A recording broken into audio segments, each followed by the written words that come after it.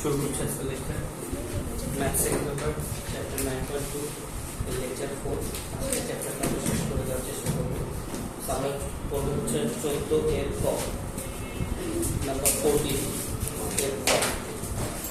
প্রশ্নটা করি, দুইটি রেলগাড়ি একই সড়কপথে U1 এবং U2 গতিবেগে পরস্পরের দিকে অগ্রসর হচ্ছে। এদের মধ্যবর্তী দূরত্ব যখন x তখন পরস্পরকে দেখতে পায়।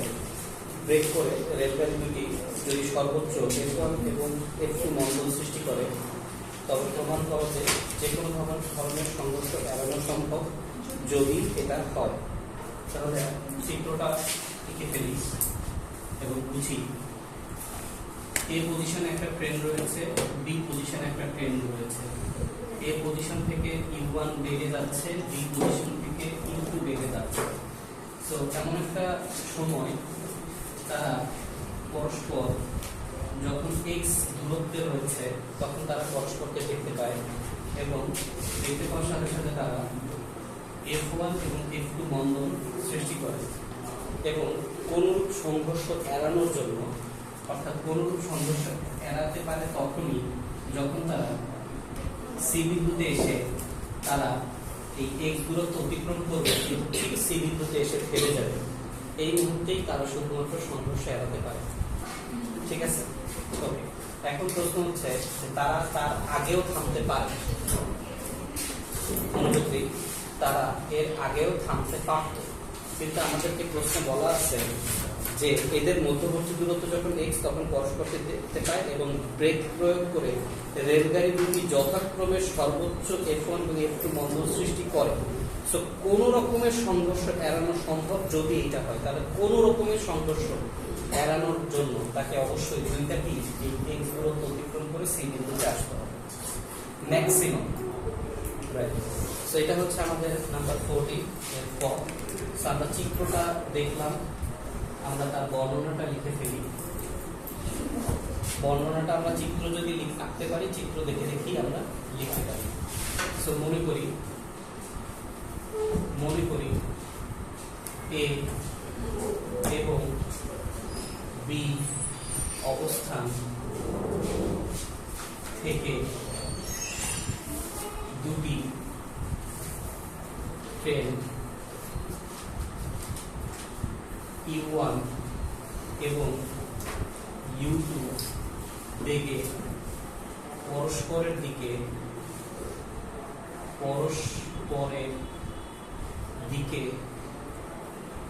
যাত্রা করেছে।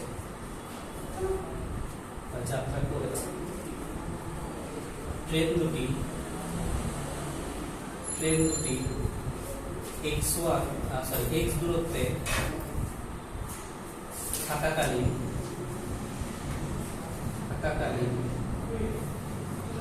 পরস্পর যথাক্রমে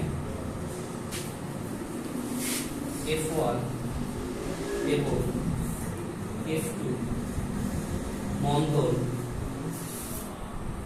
সৃষ্টি করে।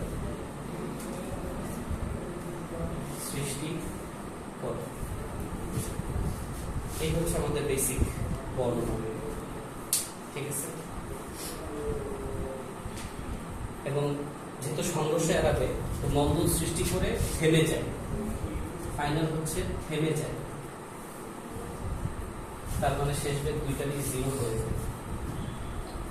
রাইট, আচ্ছা, এখন এই গাড়িটা এই বিন্দুতে অবস্থিত ট্রেন এবং বি বিন্দুতে অবস্থিত ট্রেন, এই দুইটার ক্ষেত্রে কি একই সূত্র প্রযোজ্য যেহেতু মণ্ডল? হ্যাঁ কি না? এখন এই x দূরত্বের মধ্যে এটাকে যদি আমরা একটু ডিভাইড করি, ধরে নেই এই অবস্থানের ট্রেনটা x1 এবং বি অবস্থানের ট্রেনটা x2 দূরত্ব অতিক্রম করে। ঠিক আছে? আচ্ছা, তাহলে আমরা যদি এখন এই অবস্থানের ট্রেন এ বিন্দু ট্রেনের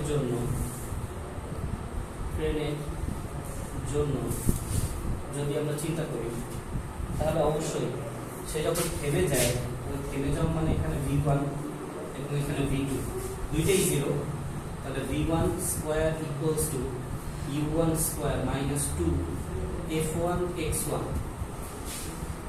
S1 যেখানে v1 হচ্ছে আমাদের 0, u1 আছে অবশ্যই -2f1 x1, সেখান থেকে আমরা 2f1 x1 equals to u1 লিখতে পারি। এবং যেহেতু u স্কয়ার, যেহেতু আমরা x1 plus x2 is equals to x, তাই আমরা এখান থেকে x1 এর মান বের করি যে x1 is equals to u1 square divided by 2f1। এখন শুরু করি, এটা গেল a বিন্দু ট্রেনের জন্য। তাহলে সেম জিনিস b বিন্দু ট্রেনের জন্য, সেম জিনিস b বিন্দু ট্রেনের জন্য v2 square equals to u2 square minus 2f2 x2, v2 এর মান 0, u2 square minus 2f2 x2, সেখান থেকে আমরা লিখতেই পারি x2 equals to u2 square by 2f2, equation number 2। Then আমরা যেহেতু x1 আর x2 এর মান কত যোগ করলে x, তাহলে আমরা লিখতে পারি যেহেতু x1 plus x2 equals to x, তাহলে আমরা u1 square by 2f1 plus u2 square by 2f2 equals to x লিখে ফেলতে পারি। এবং আমরা যদি এখন এটা লসাগু করে আর গুণ করি তাহলে আমাদের অঙ্কটা শেষ হয়ে যাবে। আমরা যদি এখন লসাগু করি 2f1 f2, তাহলে u1 square f2 plus u2 square f1 equals to x। এবং আমাদের প্রশ্নে কি চেয়েছে? প্রশ্নে চেয়েছে আমাদের এটাই আর গুণ করব u1 square f2 plus u2 square f1 equals to 2f1 f2 x। এটাই আমাদের প্রশ্নে চেয়েছে। ওকে, সো খ নাম্বারটা আমরা পড়ে ফেলি। একই প্রশ্ন বলছে যে সংঘর্ষ এড়ানো যাবে যদি সম্ভব, যদি লেস দেন ইকুয়ালস টু এটা হয়, মানে এই সম্পর্কটাই ইজ ইকুয়ালস টু যখন সম্পর্ক, তার মানে কি তারা একদম পরস্পরের সাথে মিশে যাবে কিন্তু কেউ কাউকে আঘাত করবে না, ধাক্কা দিবে না। এই সিচুয়েশনে তাদের কি হবে? সংঘর্ষ এড়াবে।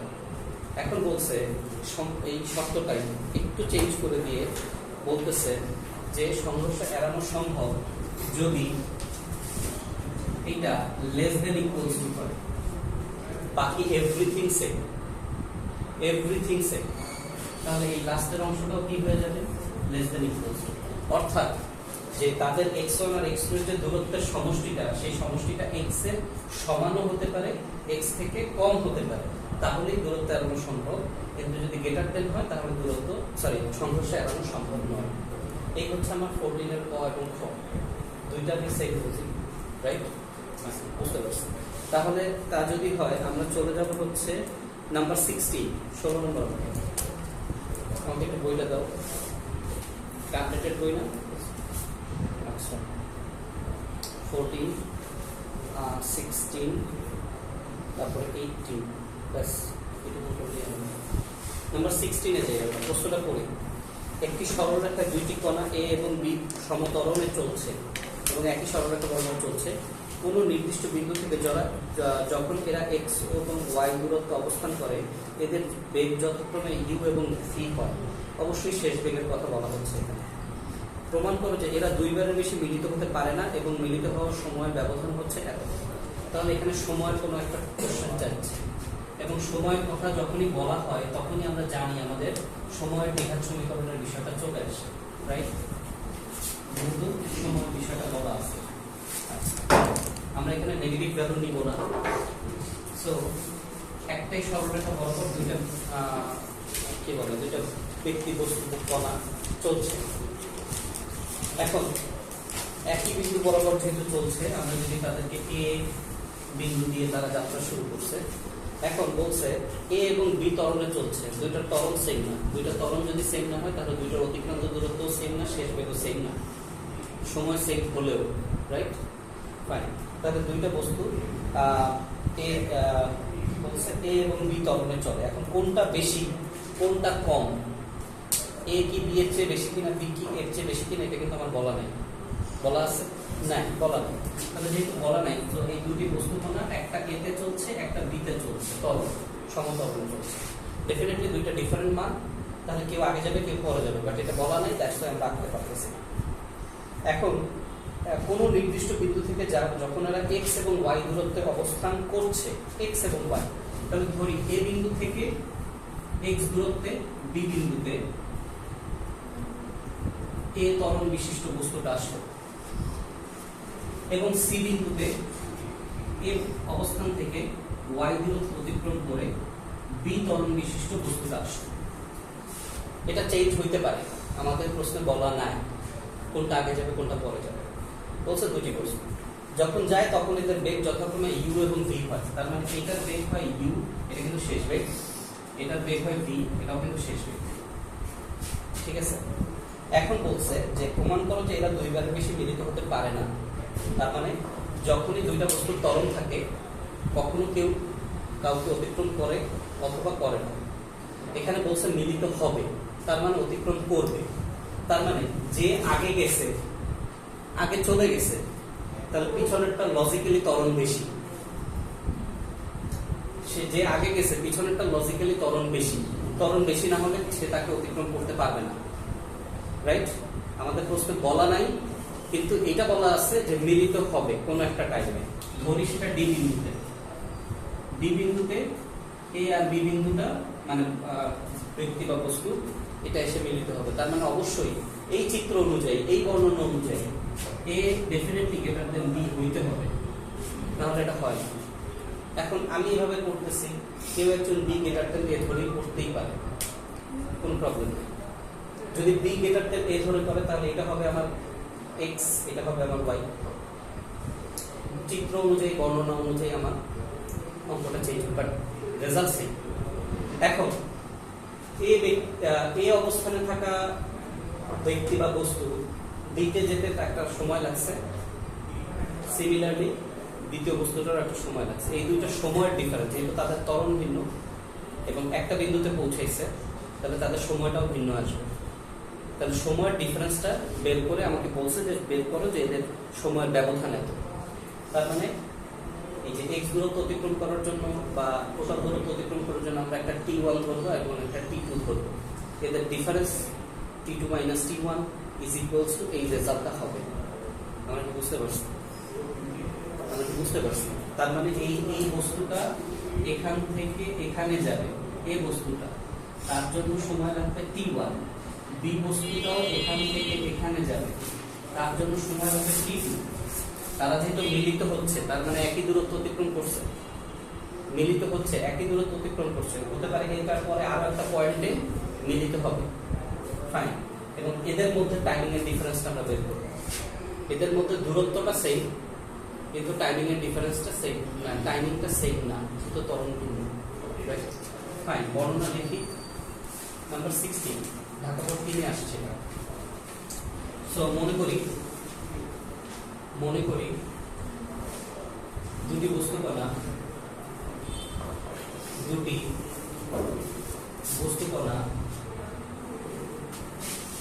একটি বেগ নিয়ে বস্তু কণা তাদের নির্দিষ্ট বেগ নিয়ে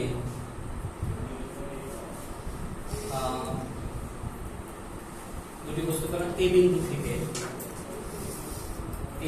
থেকে নির্দিষ্ট বেগ নিয়ে ডি বিন্দু বরাবর চলছে,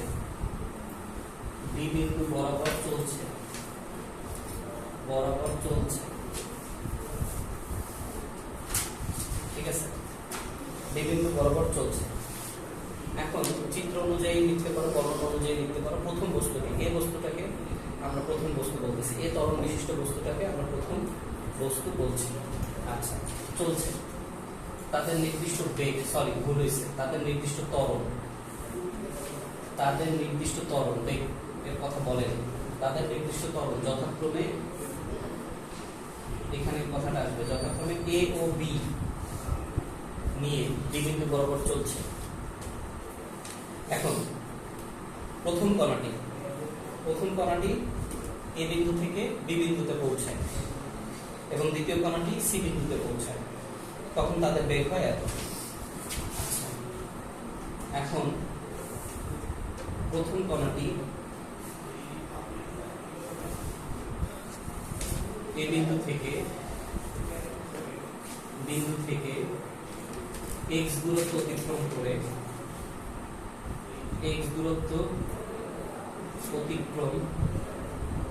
এ বিন্দু থেকে এ ত্বরণে x দূরত্ব অতিক্রম করে u শেষ বেগ প্রাপ্ত হয়ে বি বিন্দুতে পৌঁছায়।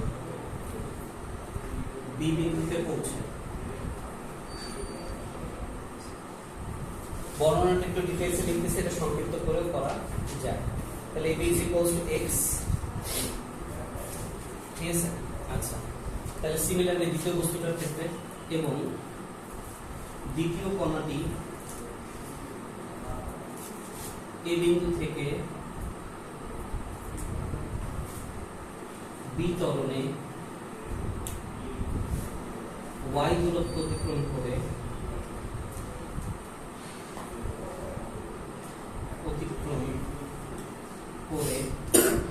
v শেষ বেগ প্রাপ্ত হয়ে সি বিন্দুতে পৌঁছায়।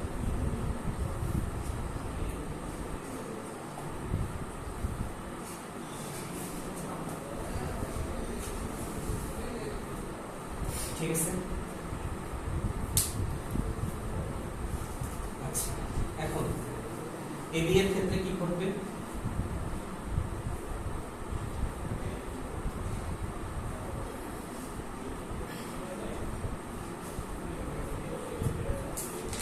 বা চিন্তা করো এবি এসি। এখন সিনারিওটা চিন্তা করো, এটা নিয়ে আলোচনা করার দরকার আছে। সিনারিওটা হচ্ছে এ বিন্দু থেকে যখন বস্তু কণাগুলো যাত্রা শুরু করছে তখন তাদের কিন্তু কোনো বেগ আমার কাছে জানা নেই, জানা আছে? এ বিন্দু থেকে যখন যাত্রা শুরু করছে তখন তাদের বেগ আমার কাছে জানা নাই, আদিবেগ জানা নাই। এবি এর জন্য শেষ বেগ ইউ, এবি এর জন্য প্রথম কণাটির শেষ বেগ ইউ এবি এর জন্য। কিন্তু সেটাকে যদি আমি বিডি এর জন্য চিন্তা করি, প্রথম কণাটি তো ডি বিন্দু পর্যন্ত গেছে,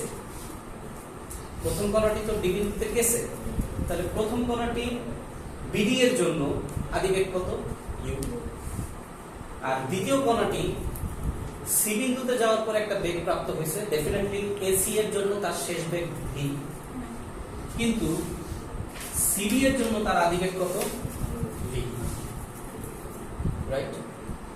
এখন তুমি চিন্তা করো, আমরা যদি এবি এর জন্য সমীকরণ নির্ণয় করি বা এসি এর জন্য সমীকরণ নির্ণয় করতে চাই, আমার কাছে কিন্তু একটা ডাটা নাই। কি সেই ডাটা? আদিবেগ। আবার আরো একটা জিনিস, টাইম নাই আমার কাছে, টাইম নাই। আচ্ছা, আবার অন্যভাবে চিন্তা করি, বিডি এবং সিডি, খেয়াল করো, বি বিন্দুতে যখন প্রথম কণাটি রয়েছে তখন তার আদিবেগ ইউ, সি বিন্দুতে যখন দ্বিতীয় কণাটি রয়েছে তার আদিবেগ ভি। এ এবং বি ত্বরণে রয়েছে, ভালো কথা, কেউ বড় কেউ ছোট, ফাইন। বি বিন্দুতে তারা যখন যে মিলিত হবে, সিম্পল চিন্তা করো, একটা বস্তু এই বিন্দু থেকে এই বিন্দু পর্যন্ত যাচ্ছে, আর একটা বস্তু যদি পিছনেও থাকে, তাহলে এই বিন্দুতে পৌঁছানোর জন্য প্রথম সামনের দিকে বস্তুটার যে সময় লাগবে, তারা যদি মিলিত হতেই হয়, পিছনের দিকে বস্তুটার এক সময় না হলে তারা মিলিত হবে না। পয়েন্টটা বুঝতে পারতেছে? আমার একটা ডেস্টিনেশন পয়েন্ট দেওয়া আছে, দুইটার বেগ ভিন্ন, দুইটার ত্বরণ ভিন্ন, সব ভিন্ন, দুইটার দূরত্বও ভিন্ন, এই দূরত্বটাও ভিন্ন, কিন্তু দুইটা বস্তু যদি এই বিন্দুতে মিলিত হইতে হয় তাহলে তো তাদের একই সময় যেতে হবে বিন্দুতে। আর যদি তুমি ডেস্টিনেশন পয়েন্ট ফিক্সড না করে দাও এবং তাদের যদি বলে দাও বেগ ভিন্ন ত্বরণ ভিন্ন, তাহলে তো তারা কখনো মিলিত হবে। তারা তার নির্দিষ্ট ত্বরণ বেগ নিয়ে চলতে থাকে। আমি বলে দিছি একটা ডেস্টিনেশন পয়েন্ট আছে এবং সেই ডেস্টিনেশন পয়েন্টে তারা যে মিলিত হয়, তাহলে তাদের টাইম সেম হতে হবে। কথা কি বুঝতে পারছি? পয়েন্টটা কি বুঝছি? তাহলে যদি এইটুকু বুঝি, তাহলে চিন্তা করো, বি বিন্দু থেকে ডি বিন্দুতে প্রথম বস্তুটি পৌঁছানোর জন্য সময় যদি টি ধরি, সি বিন্দু থেকে দ্বিতীয় বস্তুটি ডি বিন্দুতে পৌঁছানোর জন্য সময় টি, হ্যাঁ কি না? এটুকু কি বুঝছি? তাহলে আমরা কি এটা বলতে পারি, আবার বি থেকে ডিতে প্রথম বস্তুটি, এটা বর্ণনাটা আমি বড় করে দিচ্ছি, সুবিধা হবে পড়তে। বি থেকে ডিতে প্রথম বস্তুটি ইউ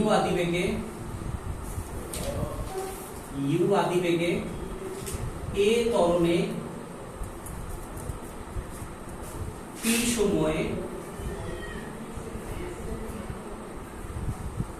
ডি বিন্দুতে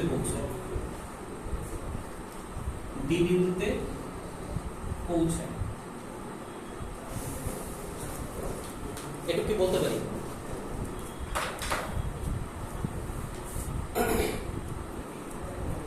এখন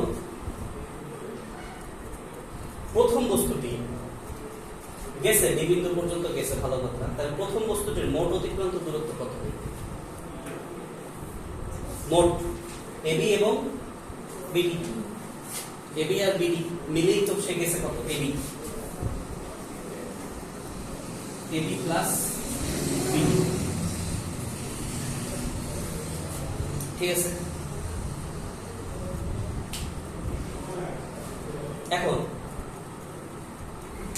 এখন চিন্তা করি, আমরা যে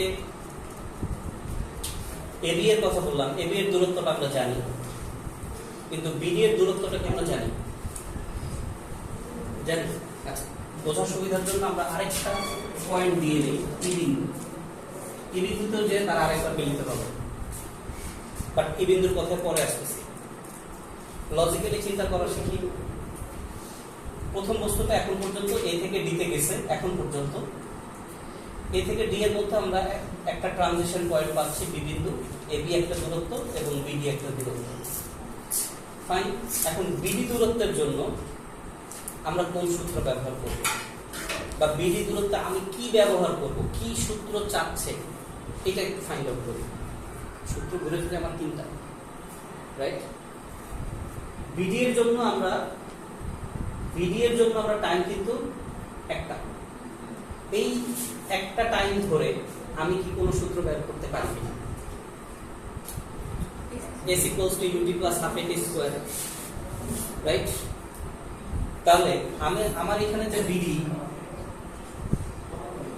এটাকে যদি আমি s ধরি, তাহলে ut বিডি এর ক্ষেত্রে আমার তাদিবেগ আছে ut plus half a t square, right? কোনো প্রবলেম আছে এখানে? আচ্ছা, তাহলে এখানে যদি এটাকে বসাই, তাহলে এখানে আসবে x আর এখানে আসবে s, বা এটাকে আমি s1 ধরি, কারণ আরো একটা জন্য বের করব। তাহলে এটা x প্লাস s1 এবং s1 এর মান এটা। আবার c থেকে d তে দ্বিতীয় বস্তুটি v আদিবেগ নিয়ে আদিবেগে v ত্বরণে t সময়ে d বিন্দুতে পৌঁছায়।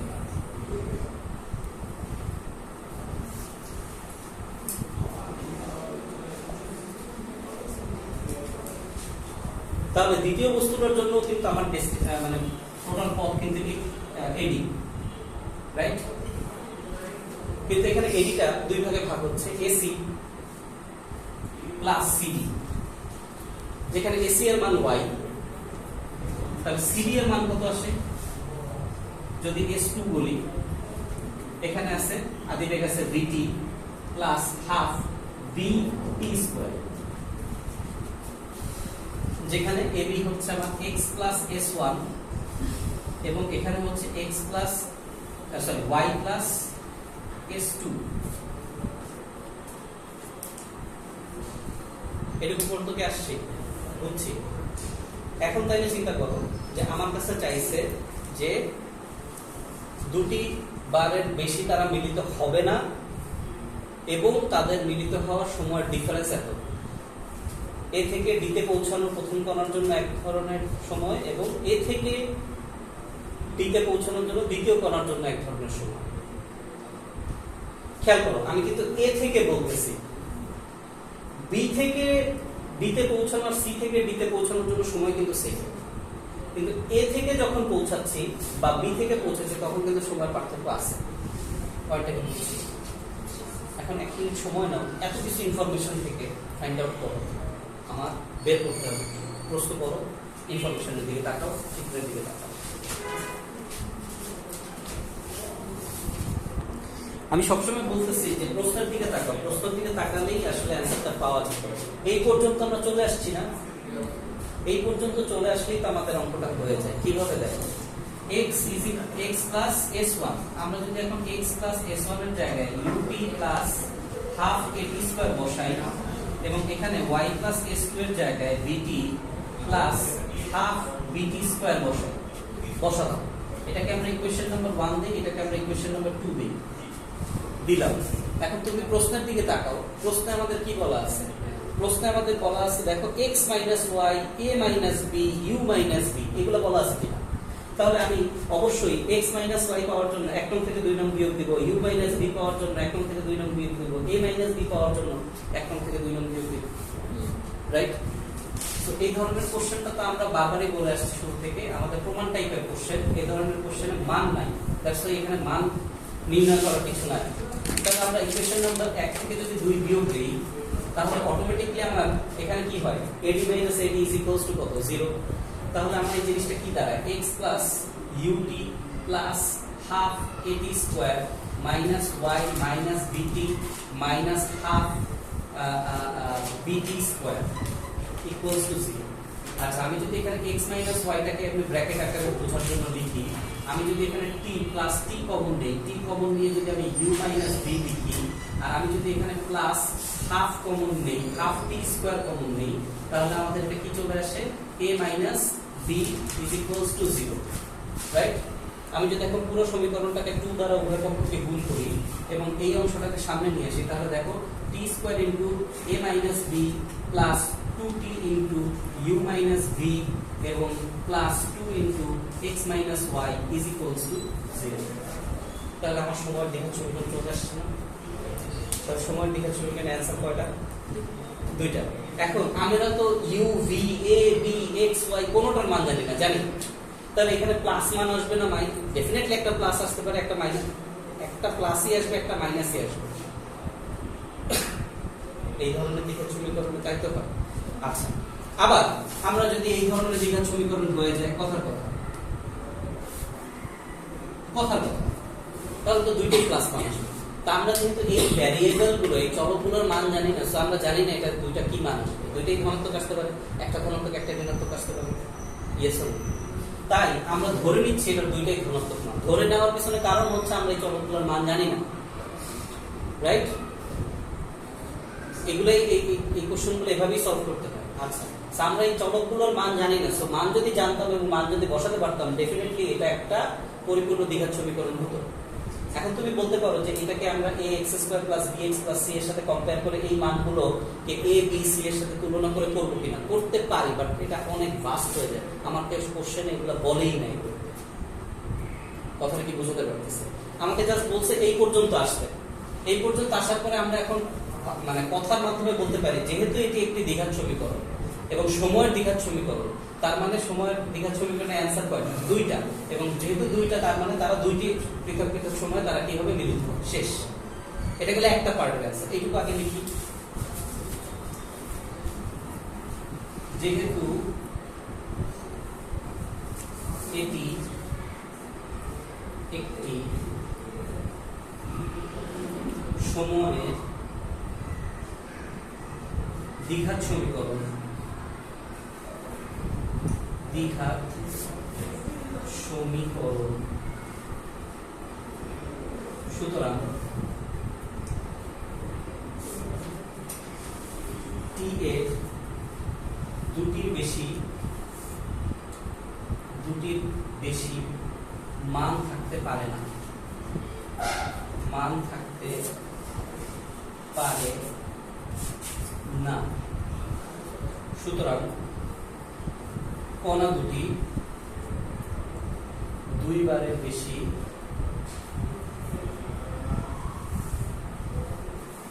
মিলিত হবে না।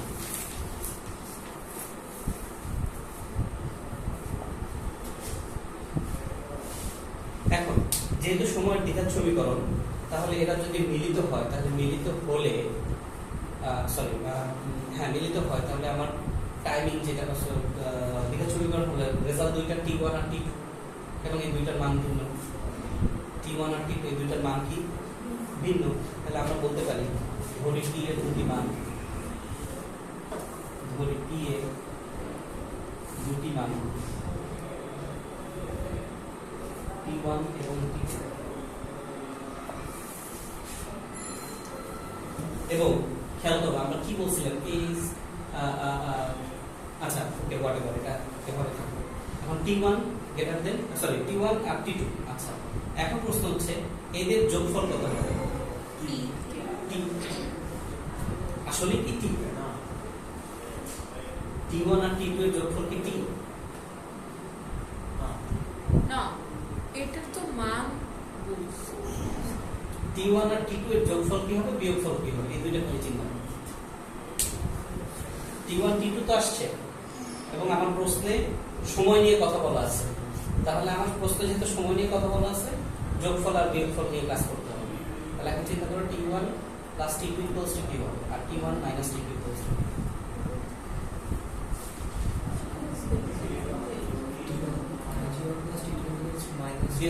এই মনে আছে দ্বিঘাত সমীকরণের এইগুলো মনে আছে? Second paper chapter 4.1।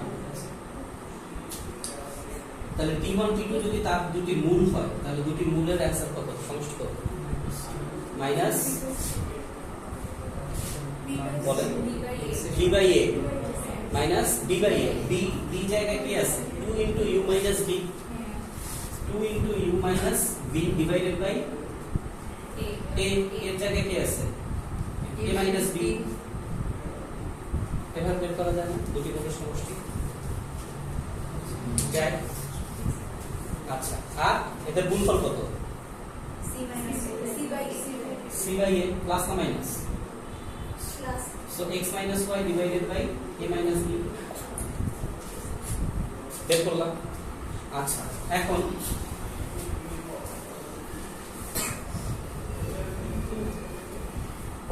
t minus t2, t1 minus t2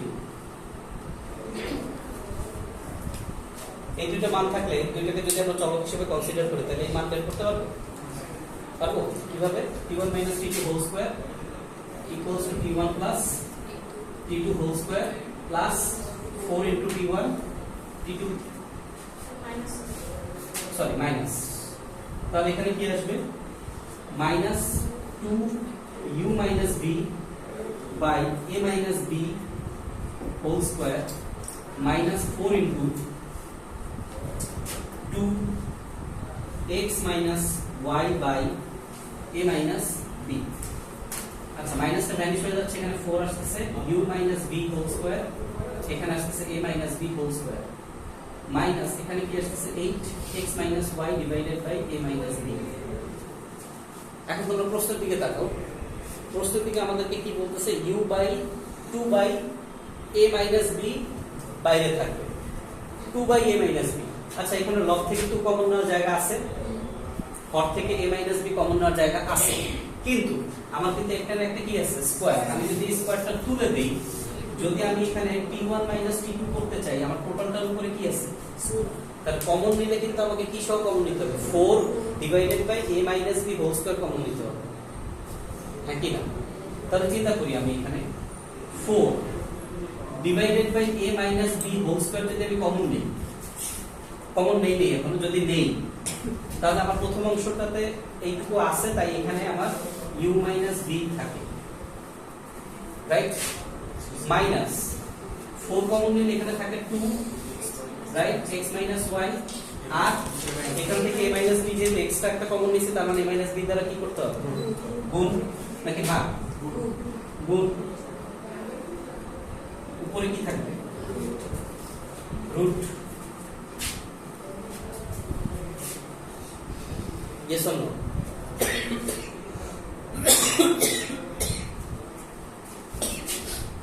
আমি যদি এটা বাইরে নিয়ে আসি, a মাইনাস b রুটের মধ্যে থাকছে u minus b whole square minus 2 into x minus y into a minus b। দেখো নিচে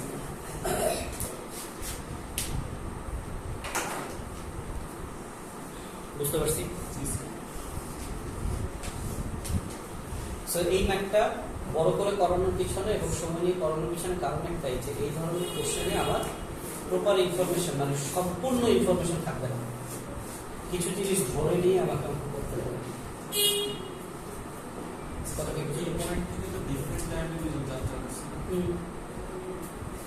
না, এই পয়েন্ট থেকে সেই টাইমে যাত্রা করছে, মানে এই পয়েন্ট থেকে তারা একই সাথে যাত্রা করছে, কিন্তু তাদের ত্বরণ ভিন্ন।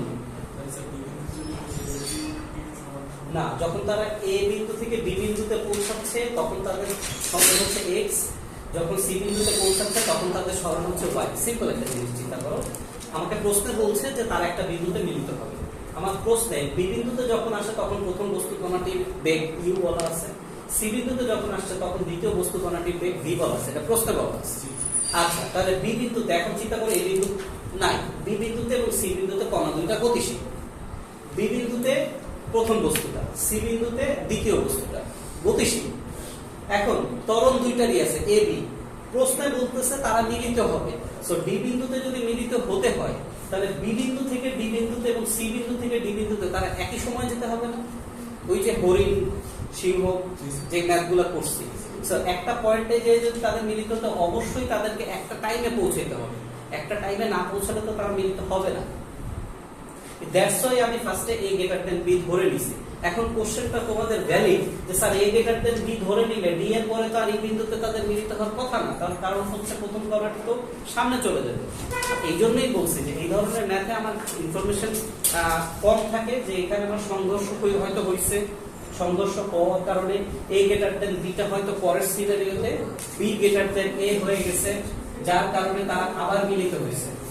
কথাটাকে বোঝাতে পারতেছি? এই মানগুলো তো আমার কাছে নাই, দ্যাটস ওয়াই এটা হতেই পারে যে এটা দ্বিতীয়বার মিলিত হবে না, এটা হতেই পারে দ্বিতীয়বার মিলিত হবে না। কেন?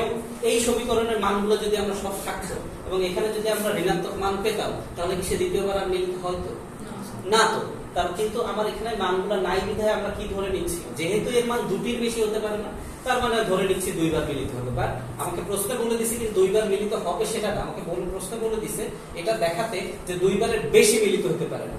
তার মানে আমরা সেটাই বলছি যে কণা দুটি দুইবারের বেশি মিলিত হতে পারে না, দুইবার হতে পারে, একবার হতে পারে। কথাটা কি বুঝাতে পারছি? বুঝছি। এখন 18 নম্বর প্রশ্ন করি। 18 নম্বর, হ্যাঁ 18 নম্বর প্রশ্ন করি। একটি বস্তু কণা ইউ আদিবেগে সরলরেখায় যাত্রা করে একটি নির্দিষ্ট দূরত্বের 2/3, তার মানে 2/3, 2/4। আচ্ছা, যথাক্রমে f1 এবং f2 ত্বরণে অতিক্রম করে। দেখাও যে বস্তুটির শেষ বেগ একই হবে যদি একই আদিবেগ এবং এত ত্বরণে কণাটি সম্পূর্ণ পথ অতিক্রম করে। চিত্রটা আঁকো তো, পরে চিত্রটা আঁকার চেষ্টা করো, চিত্রটা আঁকো, খেয়াল করি। নাম্বার 18, এ বিন্দু থেকে যাত্রা শুরু করছে একটা বস্তু, সি হচ্ছে তার ডেস্টিনেশন পয়েন্ট, ঠিক মাঝপথে বি, কারণ 2 অর্ধাংশ, এটাই তো বলা 2 অর্ধাংশ। এই কথাটার মানে হচ্ছে 2b হাফ, দুটি multiply by 2 multiply by half, তার মানে এটা অর্ধেক এটা অর্ধেক। তাহলে a থেকে c পর্যন্ত যদি s হয় তাহলে ab হচ্ছে s বাই 2, bc ও হচ্ছে s বাই 2, একই কথা। আচ্ছা, এখন কি বলছে? ইউ আদিবেগ নিয়ে যাত্রা শুরু করে। ভালো কথা, ইউ আদিবেগ নিয়ে যাত্রা শুরু করে। ইউ আদিবেগ নিয়ে যাত্রা শুরু করে একটা নির্দিষ্ট দূরত্বের দুই অর্ধাংশ, তার মানে প্রথম অংশ, এটাতে পৌঁছায় সে f1 ত্বরণে। আচ্ছা, পৌঁছে f1 ত্বরণে পৌঁছালে s বাই 2 অতিক্রম করলে সে একটা শেষ বেগ প্রাপ্ত হবে, ধরে নিলাম শেষ বেগটা v1। আবার বি বিন্দু থেকে v1 আদিবেগ নিয়ে f2 ত্বরণে সে সি বিন্দুতে পৌঁছায়, এই সময় তার শেষ বেগ ধরে নেই v। ঠিক আছে? এখন প্রশ্নের টুইস্টটা কি বলছে? বস্তুটির শেষ বেগ একই হবে যদি একই আদিবেগে এবং এত ত্বরণে সম্পূর্ণ পথটি অতিক্রম করে। এইখানে f1 আর f2 কি দুইটা ত্বরণ না? এখন বলছে এই সিনারিওতে তুমি শেষ বেগ কি পাও আমাকে দেখাও, এবং আরেকটা সিনারিও তোমার তৈরি করো যেই সিনারিওতে a থেকে c পর্যন্ত তুমি ডাইরেক্টলি যাবা, মাঝখানে কোনো ট্রানজিশন নাই, তুমি দূরত্ব অতিক্রম করবা s, তোমার আদিবেগ কি হবে? u। এইখানে যে তুমি v টা পাবা আর এইখানে যে v2 টা পাবা, এই দুইটা সমান হবে যদি তুমি হাফ f1 + f2 সমধরনের সমস্ত পথটা অতিক্রম করো। তাহলে আমার এখানে সিনারিও কয়টা? দুইটা। এই সিনারিওতে আমি দেখাবো কি রেজাল্ট আসে, এই সিনারিওতে দেখাবো কি রেজাল্ট আসে, এবং দুইটা লাস্টে যে কি হবে একই। অর্থাৎ এখানে যে v এর মানটা আসবে, মান তো আর আসবে না, আসবে সমীকরণ, আর এখানে যে v2 এর মানটা আসবে বা সমীকরণ, এই দুইটা পরস্পর কি হবে। কথাটা কি বুঝতে পারছো? শুরু করি। মনে করি এই বিন্দু থেকে একটি বস্তু কণা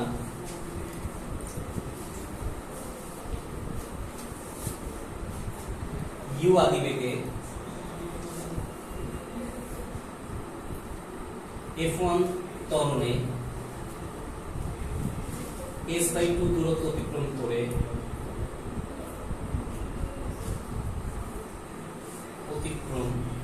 করে v1 বেগ প্রাপ্ত হয়ে বি বিন্দুতে পৌঁছায়।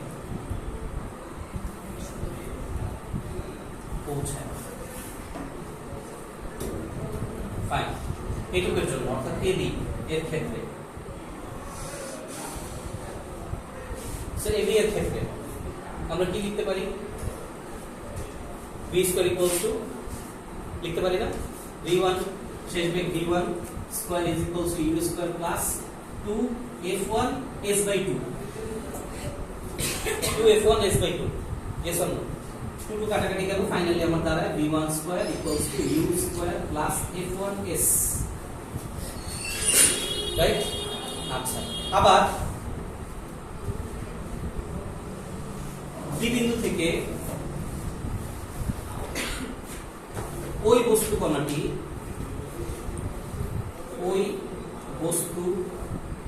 কণাটি v1 আদিবেগে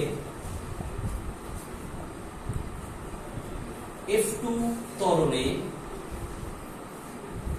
s বাই 2 দূরত্ব অতিক্রম করে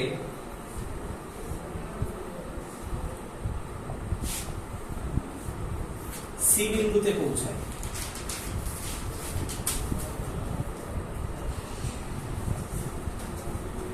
তাহলে বিসি এর ক্ষেত্রে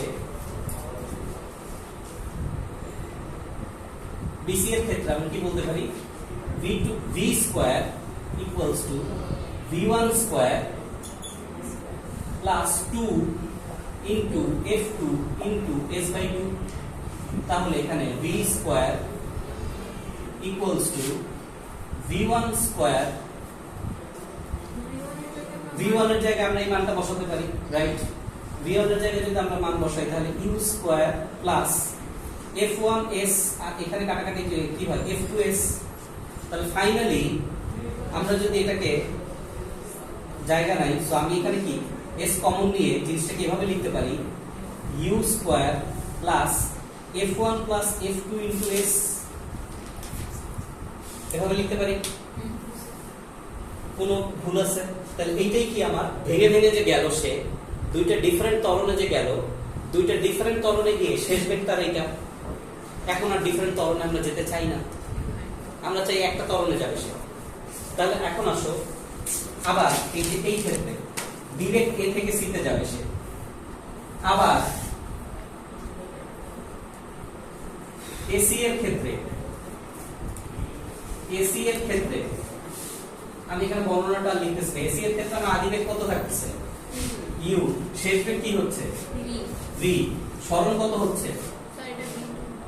না, ও সরি, হ্যাঁ এখানে v2, হ্যাঁ রাইট v2। সরণ কত হচ্ছে? s। ত্বরণ কত?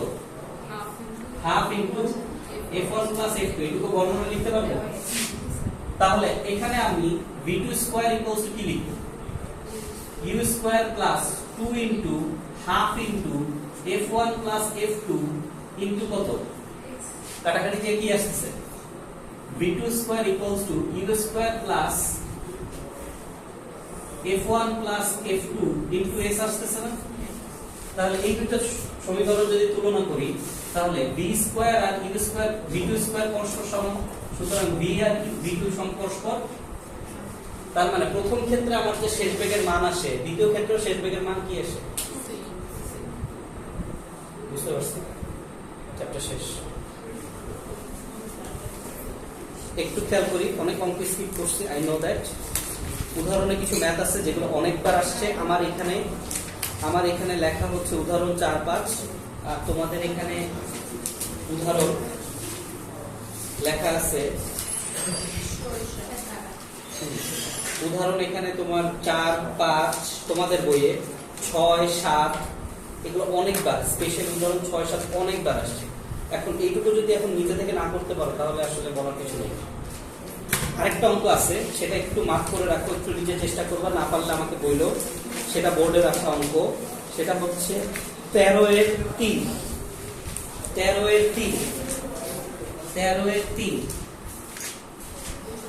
3 এই অঙ্কটা মার্ক করে রাখো। এটা একটু নিজে থেকে চেষ্টা করো। তখন কি বুঝতে পারছি? তাহলে 13 এর 3 ম্যাথটা শুধু আমি করাইনি, যদি মনে করো করাইতে হবে নেক্সট ক্লাসে বইলে করাই দিব। ঠিক আছে, নেক্সট ক্লাসে আমরা ফার্স্ট পেপার বই নিয়ে